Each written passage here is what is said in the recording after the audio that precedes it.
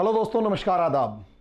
दोस्तों, सिचुएशन इस तरीके से है पाकिस्तान के अंदर के हालात दिन पर दिन बदतर होते जा रहे हैं और मामला ये है कि उस बदतर हालात के अंदर जिस तरीके से खबर आई है कि पाकिस्तान में सोशल मीडिया को बैन कर दिया गया है, भले ही कुछ दिनों तक और अगले आदेश तक, लेकिन सबसे बड़ी खास बात भाई पाकिस्तान टेलीकम्युनिकेशन अथॉरिटी के चेयरमैन और मोस्ट इमीडिएट के हिसाब से है 16 अप्रैल का ये बयान ऑर्डर है जिसमें कहा गया है कि subject above state that complete access to social media platforms Twitter, Facebook, WhatsApp, YouTube, Telegram may be blocked from 11 बजे से लेकर 3 बजे तक 16 April all across the country. अब यहां इसके बारे में ये तो ऑर्डर है, लेकिन इसके आगे की जो बात लगातार फैलती जा रही है, लोगों के बीच में एक टेंशन क्रिएट हो रही है पाकिस्तान के अंदर, या कहा जा रहा है वो ये कि इसके बाद लगातार ये कहा गया है कि अगले आदेश तक, जब तक हम ना कहें 11 बजे से लेकर 3 बजे तक ऑर्डर ऐसे ही रहेगा। मे बी पॉसिबल 16 अप्रैल के दिन ये रहे, यानी आज के दिन, या फिर पॉसिबली ये आगे भी रहे। अभी तक इस ऑर्डर में तो जहां तक मुझे पता है या लग रहा है ये ही रहेगा, एक ही दिन, लेकिन आगे वाले समय में कई दिन के लिए लग सकता है क्योंकि पाकिस्तान के हालात बद से बदतर होते जा रहे हैं। दोस्तों, ये टॉपिक आज हम डिस्कस करने वाले हैं। उससे पहले मैं आप लोगों को एक छोटी सी इंफॉर्मेशन देना चाहता हूं कि अगर आप भी आईएएस ऑफिसर बनना चाहते हैं, यूपीएससी की तैयारी करना चाहते हैं और कोरोना पीरियड के अंदर घर में फंस गए हैं, तो छोड़ो यार, घबराने की बात नहीं है। आप घर बैठे भी, अगर ये वीडियो देख के मेरी बात समझ सकते हैं, तो घर बैठे भी आप स्टडीज कर सकते हैं, इसमें कोई दो राय नहीं है। आप घर बैठे भी स्टडीज कीजिए, इसमें कोई प्रॉब्लम नहीं है। और अगर आपने क्लासरूम में ही जाकर पढ़ना है तो भी आपको एनसीईआरटी के बेसिक कंसेप्ट्स की तो जरूरत पड़ेगी ही पड़ेगी। हमारे ऑनलाइन बैचेस जो हैं वो एनसीईआरटी से रिलेटेड जो हैं वो चालू हो चुके हैं। जितनी जल्दी हो सके आप उनको ज्वाइन कीजिए। अगले 6-7 महीने में जाकर जब कोरोना का ये लॉकडाउन खुलेगा, क्लासरूम 6-7 महीने से पहले अब खुलने वाले नहीं हैं, ये पक्का है, क्योंकि पिछले साल भी जब इससे कहीं ज्यादा कम कोरोना था उस टाइम पर भी जाके नवंबर-दिसंबर में क्लासरूम्स खुलना शुरू हुए थे। मार्च का लगा हुआ लॉकडाउन नवंबर-दिसंबर में। तो इस साल भी जहां तक उम्मीद है कि अगर आप में से कोई उम्मीद करके बैठा है कि जून में ही खुल जाएगा या 2 महीने या बाद 15 दिन बाद खुल जाएगा, तो मुझे नहीं लगता। चाहे वैक्सीनेशन पूरे देश का हो जाए, पूरे देश का वैक्सीनेशन होने में भी 1 साल लगना है, और 1 साल तक अगर आप अपनी तैयारी को पीछे छोड़ देते हैं तो मुझे लगता है कि वो टाइम वेस्ट ज्यादा है। कम से कम आप उन बच्चों से पीछे रह जाएंगे जो ऑनलाइन क्लासेस में आकर पढ़ रहे हैं, तैयारी कर रहे हैं, क्योंकि ऑब्वियस सी बात, और गवर्नमेंट एग्जाम्स लेना बंद नहीं करेगी, ये पक्का है, क्योंकि गवर्नमेंट को आम जनता को जवाब देना है और जॉब्स को निकालना आम आदमी को जरूरी है। तो आ जाते हैं अब इस असली मामले पर। मामला है दोस्तों के पाकिस्तान के अंदर आज के दिन बहुत ही खतरनाक सिचुएशन है, और इस तरीके से मामला है कि जैसे सिविल वॉर जैसी कोई सिचुएशन क्रिएट हो चुकी हो और पूरी की पूरी पाकिस्तान के अंदर सड़कों के ऊपर लाखों लोग इकट्ठा हो रखे हैं, और कहीं ना कहीं सिचुएशन जो है वो टोटली आउट ऑफ कंट्रोल होती जा रही है। और आर्मी के साथ साथ जो गवर्नमेंट है वो लाचार नजर आ रहे हैं कि इस पूरे प्रोटेस्ट को, और जो वायलेंट प्रोटेस्ट हो रहे हैं और जो लाखों की भीड़ आए दिन सड़कों पे आ जाती है, उसको कैसे निपटा जाए, उसको कैसे हैंडल किया जाए। ये सिचुएशन कॉन्टिन्यूअसली पाकिस्तान में है। तो मामले को समझिए। मामला यह है कि तहरीक-ए-लबायत नाम की एक पार्टी बनी, और दोस्तों कब पार्टी बनी? 2017 में बनी। बहुत ज्यादा दिन हुए भी नहीं है, बहुत ज्यादा दिन हुए भी नहीं, और केवल तब ये पार्टी बनी। और इस पार्टी को बनाने वाले खादिम हुसैन रिजवी, ये रहे खादिम हुसैन रिजवी।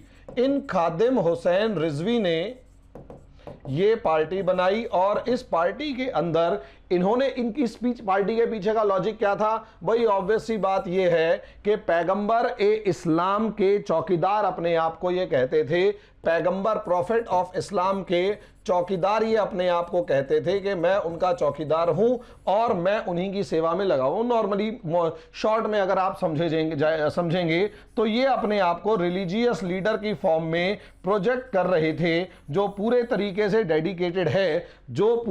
से डेडिकेटेड था इस्लाम के नाम पर।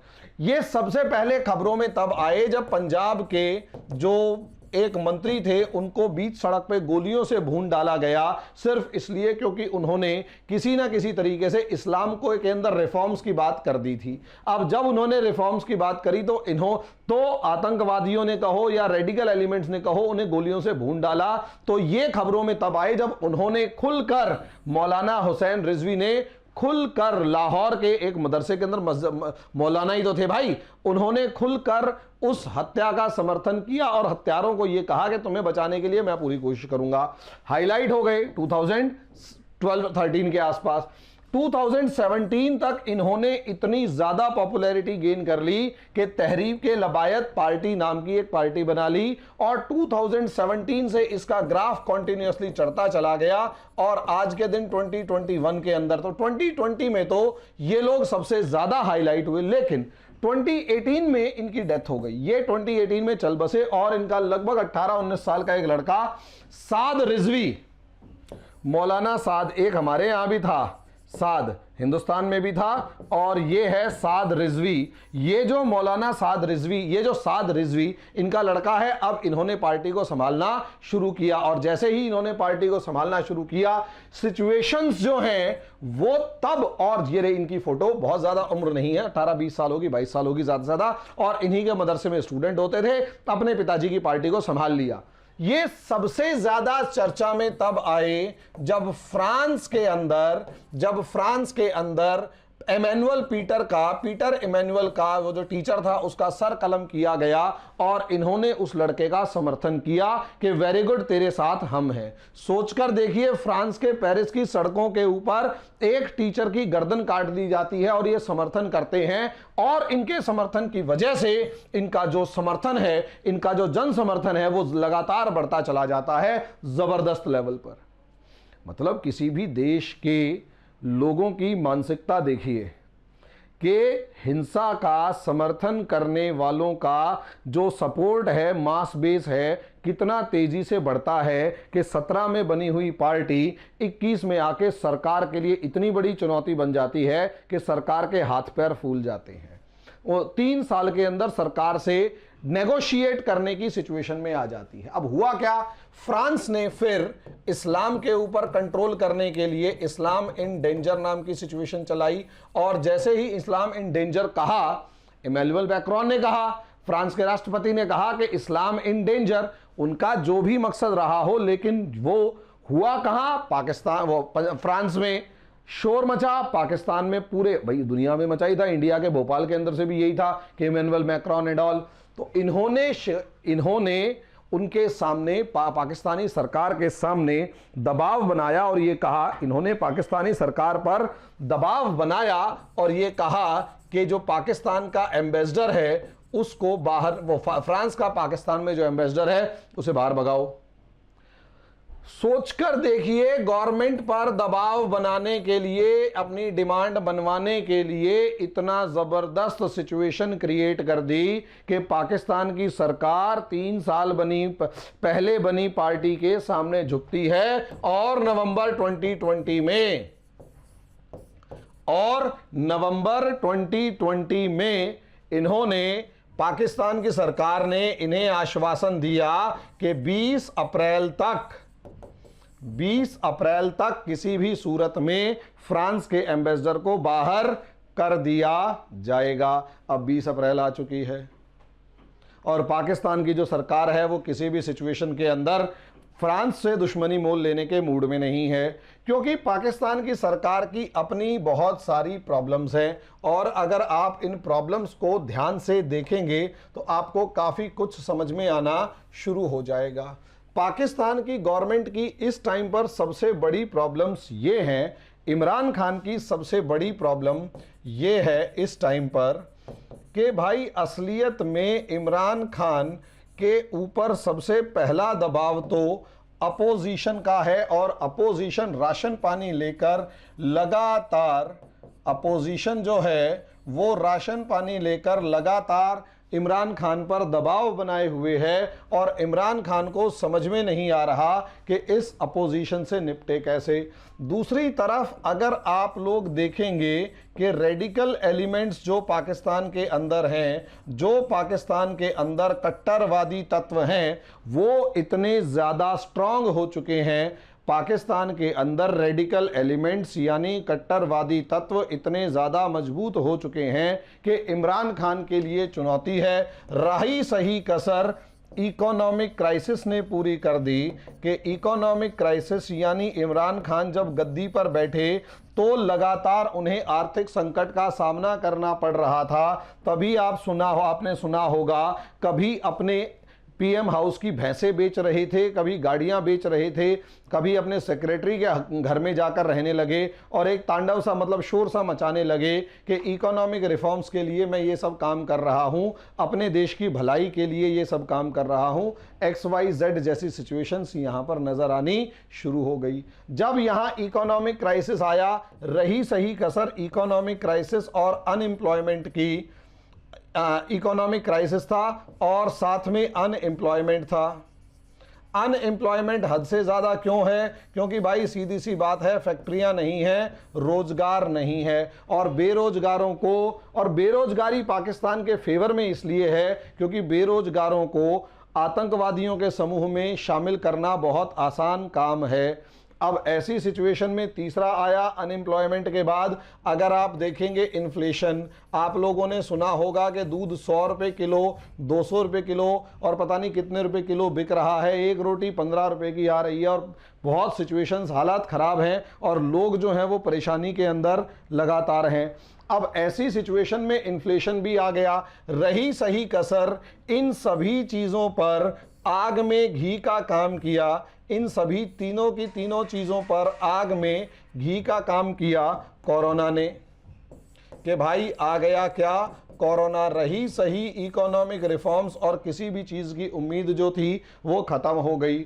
और ऐसी सिचुएशन में आप देखते हैं कोरोना के साथ, जब कोरोना की सिचुएशंस को फेस कर रहे हैं तो FATF का मामला, जिसके अंदर फाइनेंशियल एक्शन टास्क फोर्स, जो कि फ्रांस के अंदर, फ्रांस का उसमें काफ़ी अच्छा खासा दबदबा है, वो कॉन्टिन्यूसली पाकिस्तान पर दबाव बना रही है कि अपने इकोनॉमिक रिफॉर्म्स करो और साथ साथ किसी भी तरीके से ये जो रेडिकल एलिमेंट्स हैं इन सब पे नियंत्रण स्थापित करो। अब इमरान खान या तो रेडिकल एलिमेंट्स यानी हाफिज सईद से लेकर मसूद अजहर जैसे बंदों के ऊपर कंट्रोल इस्टेब्लिश कर ले, या फिर FATF से पंगा कर ले, नाराजगी ले ले। और अगर इस टाइम पर इमरान खान किसी भी तरीके से फ्रांस को नाराज करता है, फ्रांस के एम्बेसडर को बाहर निकाल देता है, तो FATF से जो ग्रे लिस्ट है उससे ब्लैक लिस्ट में जाने के लिए पाकिस्तान को दुनिया की कोई शक्ति बचा नहीं सकती।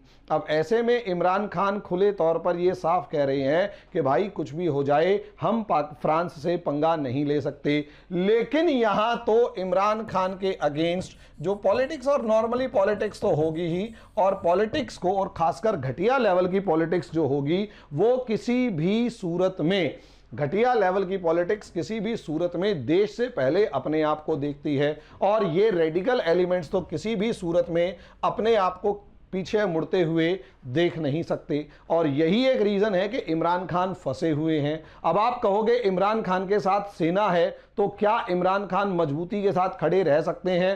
तो इतना समझ लीजिए, पाकिस्तान के अंदर मोटे तौर पर अगर आप देखते हैं तो यहां पर ये 6 फैक्टर्स काम करते हैं जिनके ऊपर पाकिस्तान की पूरी परिस्थितियां, पूरी सिचुएशंस डिपेंडेंट हैं। और उनमें सबसे पहली इलेक्टेड गवर्नमेंट तो आप कह ही रहे हैं, जिसे आप इमरान खान गवर्नमेंट कहते हैं। लेकिन असलियत में क्या ये इमरान खान की गवर्नमेंट ताकतवर है? तो रियलिटी में है नहीं। ये इमरान खान की गवर्नमेंट हमेशा आर्मी के कहे अनुसार चलती है और ISI की इनपुट्स पर चलती है।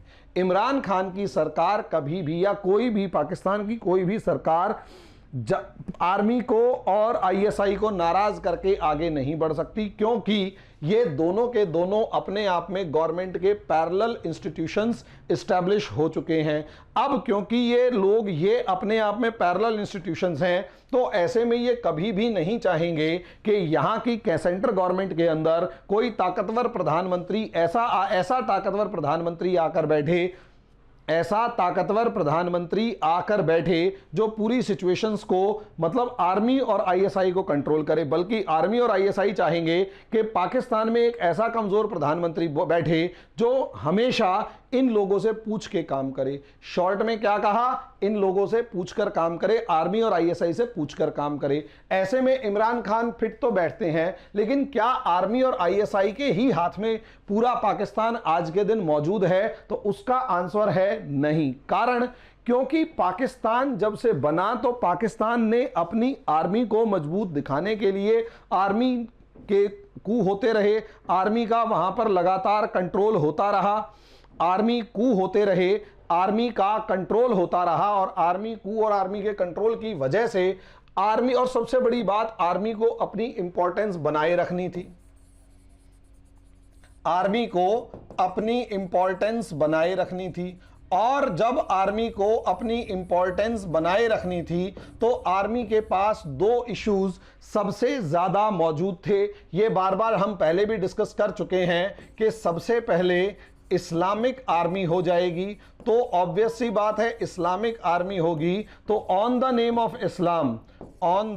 नेम ऑफ इस्लाम आपको इस आर्मी को मजबूत करना होगा, और इसीलिए on the name of Islam कोई शोर भी नहीं मचा सकता या कोई क्वेश्चन मार्क भी नहीं खड़ा कर सकता। दूसरी तरफ इंडिया कश्मीर का मामला था, और Pakistani army at any cost, हर तरीके से हर कॉस्ट पर कश्मीर का दावा ठोकती है कि हम कश्मीर को लेकर रहेंगे। अब ऐसी सिचुएशन में जब तक कश्मीर के अंदर सिचुएशंस नहीं बदली थी, आर्मी की जो रेप्यूटेशन पाकिस्तान में थी वो सबसे ऊपर थी। आर्मी और आईएसआई को सेक्रेड इंस्टीट्यूशंस यानी पवित्र संस्थान माना जाता था, और यह कहा जाता था कि आर्मी और आईएसआई के अगेंस्ट आवाज नहीं उठाई जा सकती। लेकिन अब सिचुएशन बदल गई, अब परिस्थितियां बदल गई। परिस्थितियां इस तरीके से बदली कि 5 अगस्त 2019 को पाकिस्तान, मतलब कश्मीर का स्टेटस चेंज हो गया, और जैसे ही कश्मीर का स्टेटस चेंज हुआ ना दोस्तों, पूरे पाकिस्तान के अंदर आर्मी और आईएसआई की थू थू होने लगी कि भाई छोड़ो, इनके बस की कुछ नहीं है। रही सही कसर भारत वालों ने कभी उरी करके दिखाया, कभी बालाकोट के अंदर जाके तुम बॉम्ब ड्रॉप करके आ रहे हो, भाई लगे नहीं लगे वो बात की बात है। पाकिस्तानी कहते हैं जी नहीं लगे, पेड़ों में डाल के भाग गए। अबे यार 80-85 किलोमीटर अंदर तो घुसे ना, 80-85 किलोमीटर अंदर तक इंडियन एयरफोर्स घुसी, तो वो कितनी जबरदस्त थी। 80-85 किलोमीटर तक अगर इंडियन एयरफोर्स घुसेगी तो कितनी जबरदस्त रही होगी, ये सोच कर देखिए। और सही सलामत वापस आ गए, और तुम घुसे 5 किलोमीटर अंदर आने से पहले, 1 या 2 किलोमीटर अंदर आए, उससे पहले तुम्हें पीट के भगा दिया, और तुमने एक F-16 और गिरा लिया, और तुम्हें उस टाइम तक पता ही नहीं था कि एक गिरा है या 2 गिरे हैं, और 24 घंटे के अंदर कैप्टन अभिनंदन को वापस भेजना पड़ गया। इस वजह से आर्मी की जो रेप्यूटेशन थी वो डाउनफॉल पे आई। नतीजा क्या हुआ? और तीसरा, anti India stand. Anti India force की फॉर्म में हमेशा अपने आप को प्रोजेक्ट किया कि इंडिया के अगेंस्ट हमें एक मजबूत आर्मी चाहिए। अब ये इंडिया का कुछ नहीं उखाड़ पा रहे। अब ऐसी सिचुएशन में क्या हुआ कि यहां कश्मीर और इंडिया से लड़ने के लिए religion was used as a weapon. Religion was used as a weapon. अब इंडिया से लड़ने के लिए धर्म को हथियार के तौर पर इस्तेमाल किया गया। पहले तो यह प्रोजेक्ट किया गया कि Indian Muslims are suppressed by Hindus, Indian Muslims are in danger. ये लोग खास बात खुले तौर पर कहते थे कि इंडियन मुस्लिम्स जो हैं वो खतरे में हैं, और क्योंकि आप असल इस्लामिक फोर्स हैं तो इस्लामिक फोर्स का सीधा सीधा काम यह है कि इंडियन मुस्लिम्स को बचाया जाए। अब ऐसे में आप 1947, 1965 और 1971 हार गए। अब 1971 जब पाकिस्तानी आर्मी हारी और बांग्लादेश अलग हो गया तो पाकिस्तान की आर्मी 6 साल तक अपने बैरकों में से नहीं निकली। कोई पाकिस्तान का मेजर ऑफिसर कोई दिखाई नहीं दिया दूर दूर तक। तो वहां जब कोई भी दूर दूर तक नहीं दिखाई दिया तो यहां 1971 या 1975-76 के बाद अगर आप देखोगे तो यहां पर 1000 कट थ्योरी डेवलप की गई। इस 1000 कट थ्योरी का मतलब क्या था कि हिंदुस्तान इतना बड़ा है कि इसके ऊपर सीधा हमला पाकिस्तान करेगा तो पिट के वापस आएगा। यानी एक तरीके से पाकिस्तान ने सामने चुनौती देने के मामले में हार मान ली। लेकिन दूसरी थ्योरी यह निकाली कि इंडिया को अगर हराना है तो इसको सीधा हमला करने की जगह छोटे छोटे 1000 कट दो, ये अपने आप अपने खून बहने से ही मर जाएगा। यहां से 1000 कट थ्योरी का जो सपोर्ट निकला वो निकला टेररिज्म। कि आप एक काम करें, आप यहां से पाकिस्तान से टेररिज्म को एक्सपोर्ट करो और इंडिया के बॉर्डर्स में एंट्री करवाओ। वो टेररिस्ट ही इंडिया के अंदर जाकर भड़काएंगे, बम बढ़ाएंगे, गोली चलाएंगे, सब कुछ करेंगे। नतीजा क्या हुआ? जब ये एक्सपोर्ट किया गया, टेररिज्म एक्सपोर्ट किया गया, तो आप देखेंगे कि इंडिया 1980s और 1990s में बुरे तरीके से झुलस रहा था। 1980s का लगभग पूरे 10 साल जो है वो खालिस्तान के नाम पर गए और 1990s और उसके बाद 1990s जो हैं वो कश्मीर के नाम पर गए। अब सोचकर देखिए, 1980 का दशक खालिस्तान के नाम पर गया, 1990 का दशक कश्मीर के नाम पर गया और इंडिया वाले परेशान के करें क्या।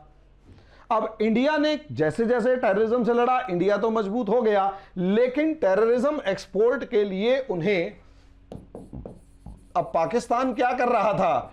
टेररिज्म एक्सपोर्ट कर रहा था। अब जब पाकिस्तान टेररिज्म एक्सपोर्ट करेगा, जब पाकिस्तान टेररिज्म एक्सपोर्ट करेगा तो on the name of what? On the name of what? किसके नाम पर टेररिज्म एक्सपोर्ट होगा? तो आंसर इज रिलीजन के नाम पर टेररिज्म एक्सपोर्ट होगा, धर्म के नाम पर टेररिज्म एक्सपोर्ट होगा। धर्म मतलब कि भाई धर्म है, उसी हिसाब से टेररिज्म एक्सपोर्ट होगा। नतीजा क्या? धर्म कौन सा? धर्म इस्लाम। कि इंडिया में मुसलमान जो हैं वो खतरे में है, इस्लाम धर्म खतरे में है, इसलिए इस्लाम के नाम पर जिहाद करो। इस्लाम के नाम पर क्या करा? On the name of religion जिहाद का नारा दिया गया और वहां से रिक्रूट्स भर्ती किए गए। इन रिक्रूट्स को किसके नाम पर भर्ती करना पड़ रहा है? रिलीजन के नाम पर। तो यहां से रिलीजियस एलिमेंट्स जो हैं वो रिलीजियस लीडर्स की फॉर्म में बनकर उभरे। और सोचकर देखिए, रिलीजियस लीडर्स ने on the name of religion, on the name of religion लोगों को प्रोवोक करना शुरू किया और प्रोवोक करने के साथ साथ इन रिलीजियस लीडर्स के पास अपनी एक फैन फॉलोइंग होनी शुरू हो गई। सोचकर देखिए, आज के दिन आपकी इंडिया की सेंट्रल गवर्नमेंट के अलावा किसी के पास, या पॉलिटिकल सिस्टम्स के अलावा किसी के पास कोई फैन फॉलोइंग नहीं है। रिलीजियस लीडर्स के अलावा किसी के, पॉलिटिकल लीडर्स के अलावा किसी के पास कोई खास फैन फॉलोइंग नहीं है।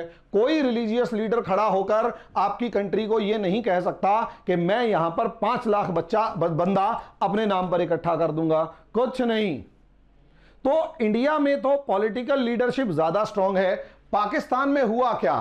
पाकिस्तान में भाई फैन फॉलोइंग एक तरफ आर्मी हो गई। पहले क्या था? आर्मी थी, आर्मी, फिर उसके बाद पॉलिटिकल लीडरशिप थी। आर्मी और पॉलिटिकल लीडरशिप किसी भी तरीके से अपने आप को निपटा लेते थे, लेकिन इस आर्मी और पॉलिटिकल लीडरशिप ने प्रॉक्सी वॉर करनी चाहिए इंडिया के साथ, यानी छद्म युद्ध करना चाहा। इसीलिए रिलीजियस एलिमेंट्स को वहां पर एस्टेब्लिश किया। अब रिलीजियस एलिमेंट्स जो हैं वो third pole of the system हो गए, पूरी व्यवस्था का तीसरा पोल हो गए वो। पूरी व्यवस्था का तीसरा पोल कौन हो गए? आर्मी वाले।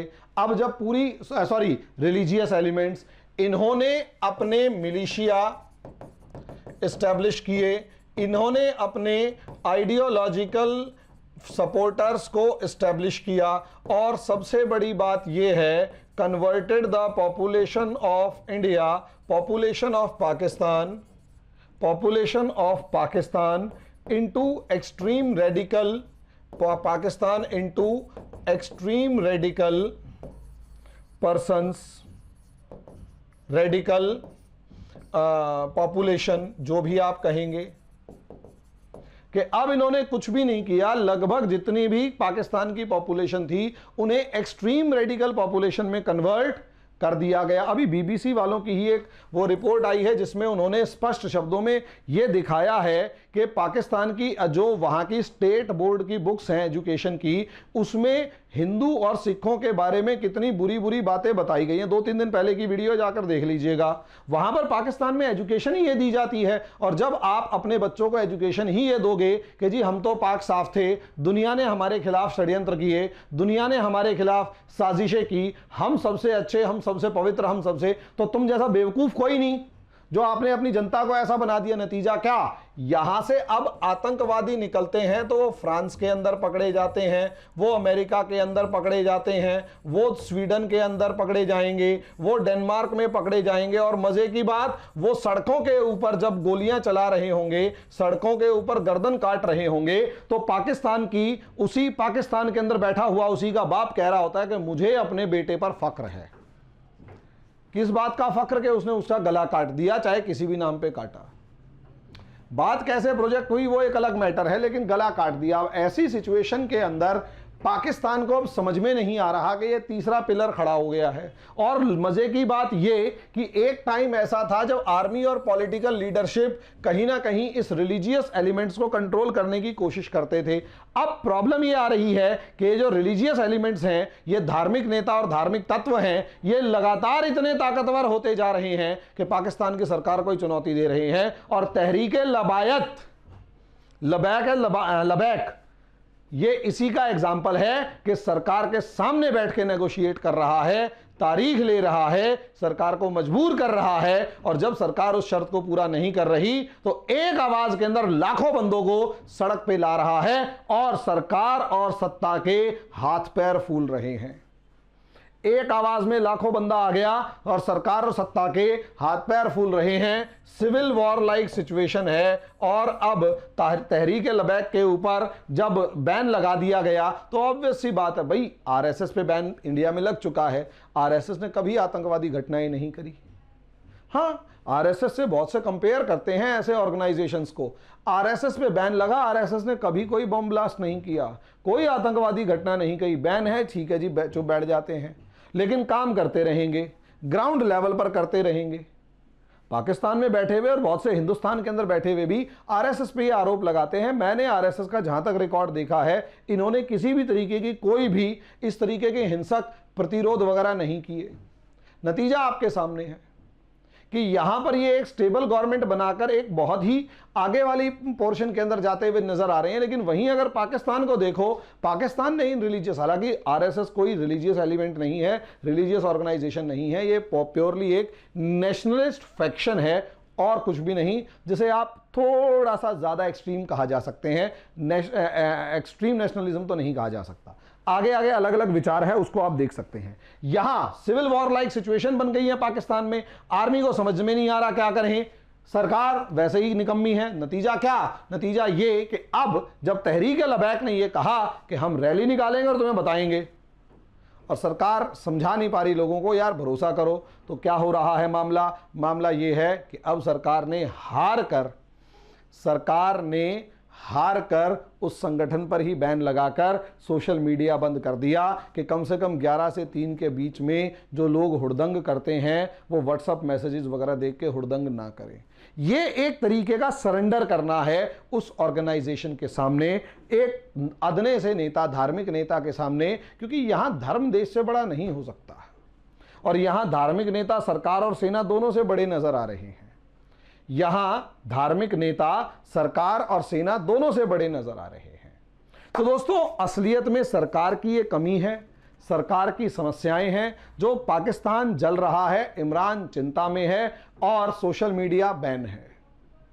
नतीजा क्या होगा वो समय बताएगा, लेकिन ऐसी चीज़ों के नतीजे अच्छे नहीं होते, कुछ ज़्यादा ही बुरे होते हैं और बुरे हालात से गुजर रहा है। मैं 2-3 साल से, तो 2019 से तो हम देख रहे हैं कि लगातार 18 में इमरान खान आए थे, 19 से लेकर अब तक सिचुएशन कभी भी सिचुएशन कंट्रोल में नहीं आई है। कोई ना कोई समस्या इमरान खान के सर पे तांडव कर ही रही होती है। अब आगे आने वाला समय क्या होता है वो वक्त बताएगा, लेकिन तब तक के लिए ये है कि हालात बहुत बुरे हैं। और दोस्तों, अगर वीडियो समझ में आया हो, लाइक सब्सक्राइब शेयर करें, ज़्यादा से ज़्यादा दोस्तों को बताएं और कमेंट में जो भी क्वेश्चन पूछना है वो पूछ सकते हैं। मैं अपनी तरफ से पूरी कोशिश करूंगा आपको उन सब चीज़ों को उत्तर देने की। धन्यवाद।